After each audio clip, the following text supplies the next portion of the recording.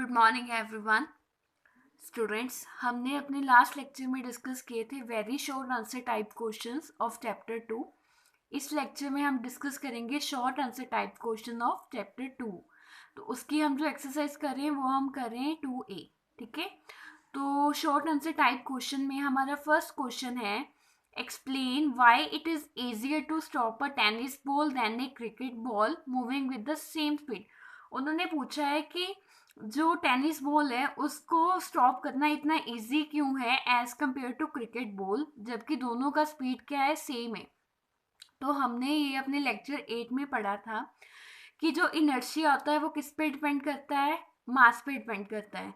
अब देखिए, जो टेनिस बॉल है और जो हमारा क्रिकेट बॉल है, दोनों का मास क्या है, दोनों में से मास किसका ज़्यादा है, क्रिकेट बॉल का। ठीक है, इट मीन्स मोमेंटम किसका ज़्यादा हुआ, क्रिकेट बॉल का। ठीक है, और टेनिस बॉल का मोमेंटम क्या हुआ, कम हुआ। ठीक है, तो टेनिस बॉल को अगर मोमेंटम टेनिस बॉल का कम है तो हमें फोर्स पे क्या अप्लाई करना पड़ेगा, इस केस में कम अप्लाई करना पड़ेगा। क्यों कम अप्लाई करना पड़ेगा?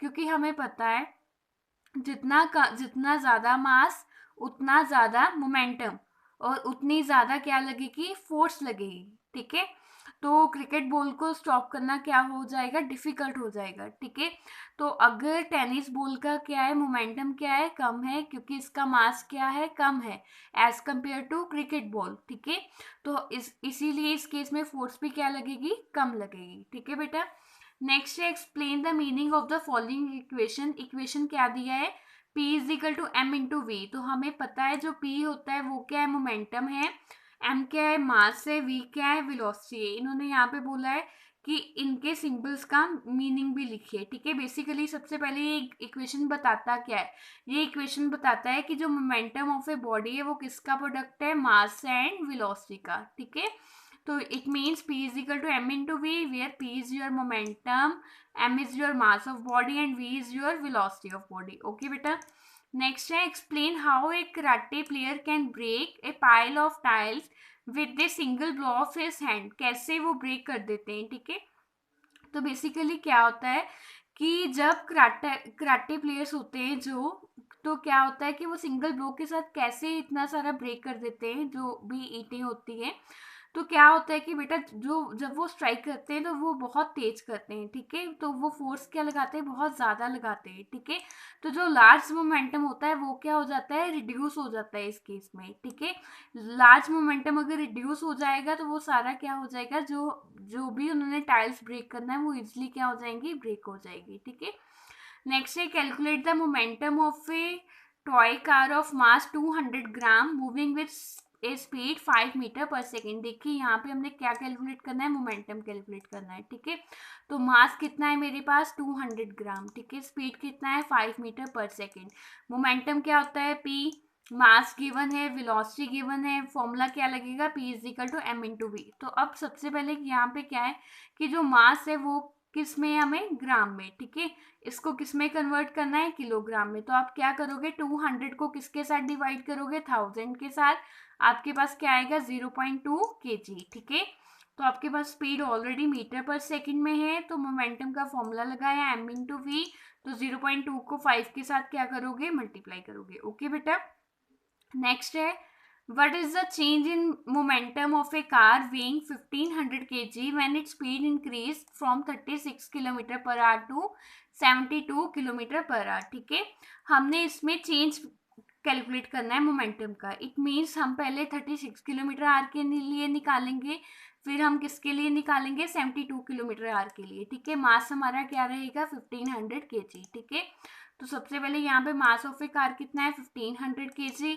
वेलोसिटी फर्स्ट का कितना है, 36 किलोमीटर पर आवर। ठीक है, तो इसको हमने किस में कन्वर्ट करना है, मीटर पर सेकंड में। 36 को किसके साथ मल्टीप्लाई करोगे, 1000 के साथ और 3600 के साथ जब डिवाइड करोगे आंसर क्या आएगा, 10 मीटर पर सेकंड। ठीक है, मोमेंटम क्या है, P1 इस केस में, क्योंकि हमने फर्स्ट के लिए निकालना है, तो क्या आएगा, m इंटू वी। m कितना है, 1500, v कितना है, 10 मीटर पर सेकेंड। ठीक है, यहाँ से आपका आंसर कितना आ जाएगा, 15,000 किलोग्राम मीटर पर सेकेंड। तो जो नेक्स्ट है बेटा, नेक्स्ट केस में क्या है कि आपके पास वेलोसिटी कितना है, 72 किलोमीटर पर आवर। तो इसमें आप क्या करोगे, 72 को 100,000 के साथ मल्टीप्लाई और 3600 के साथ डिवाइड करोगे, तो आपका आंसर कितना आएगा, 20 मीटर पर सेकेंड। ठीक है, फिर मोमेंटम कैलकुलेट करोगे, मोमेंटम को किसके साथ डिनोट करते हैं, पी के साथ। वैल्यू क्या होती है, मास इंटू वेलोसिटी।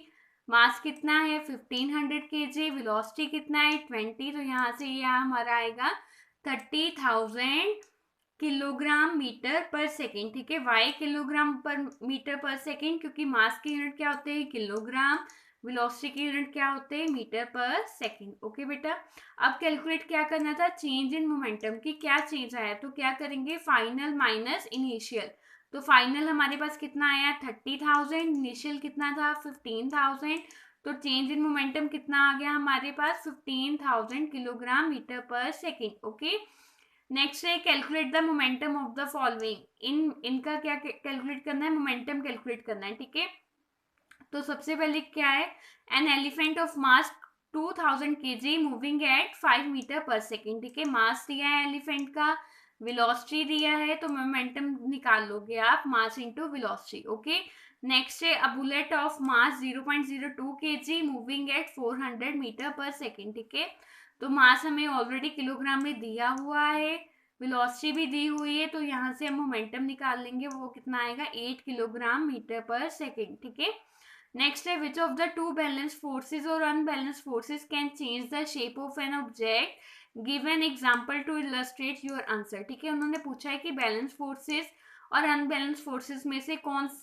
सी वो फोर्स है जो ऑब्जेक्ट का शेप चेंज कर देती है। ठीक है, तो हमें पता है कि जो बैलेंस शेप चेंज होता है वो किसकी वजह से होता है, वो बैलेंस फोर्सेस की वजह से होता है। ठीक है, फॉर एग्जाम्पल जब भी हम बैलून को प्रेस करते हैं अपने हैंड से, तो क्या होता है कि इक्वल फोर्स अप्लाई होता है, वो भी ऑपोजिट एंड से, तो क्या होता है बैलून की शेप में चेंज आ जाता है। ओके, तो इसका आंसर क्या आएगा बेटा, बैलेंस फोर्सेस। ओके, नेक्स्ट है describe the term inertia with respect to motion. उन्होंने बेटा यहाँ पे पूछा है कि जब आपने इनर्शिया को डिफाइन करो विद रिस्पेक्ट टू मोशन। हमने ये पढ़ा था कि इनर्शिया दो तरह का होता है, इनर्शिया ऑफ रेस्ट और इनर्शिया ऑफ मोशन। ठीक है, तो इनर्शिया बेसिकली जब हमने मोशन के साथ डिस्क्राइब करना है, तो इसमें हम क्या करेंगे कि अगर कोई ऑब्जेक्ट मोशन में है तो वो मोशन में ही रहेगा अनलेस जब तक उस पर एक्सटर्नल फोर्स अप्लाई नहीं होएगा।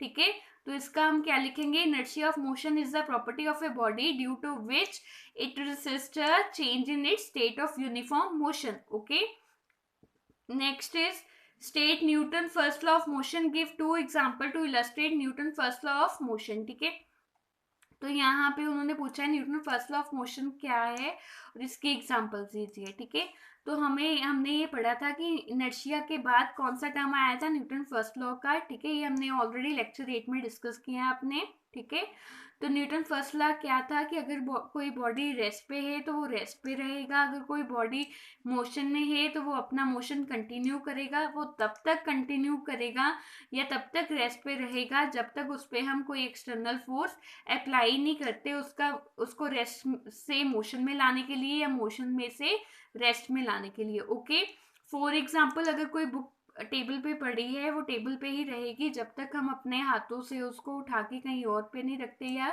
कोई फोर्स नहीं लगाते। ओके, नेक्स्ट है on what factor does the inertia of a body depend, which has more inertia, a cricket ball और a rubber ball of the same size. तो हमें पता है कि इनर्शिया किस पे डिपेंड करता है, मास पे डिपेंड करता है। ठीक है, तो ये भी पता है कि क्रिकेट बॉल और रबर बॉल में से मास किसका ज्यादा है, क्रिकेट बॉल का। ठीक है, तो क्रिकेट बॉल का इनर्शिया क्या होगा, ज्यादा होगा as compared to rubber ball, because mass किसका ज्यादा है, क्रिकेट बॉल का ज्यादा है as compared to rubber ball. Okay, next है why do the passenger in a bus tend to fall backward when it start suddenly.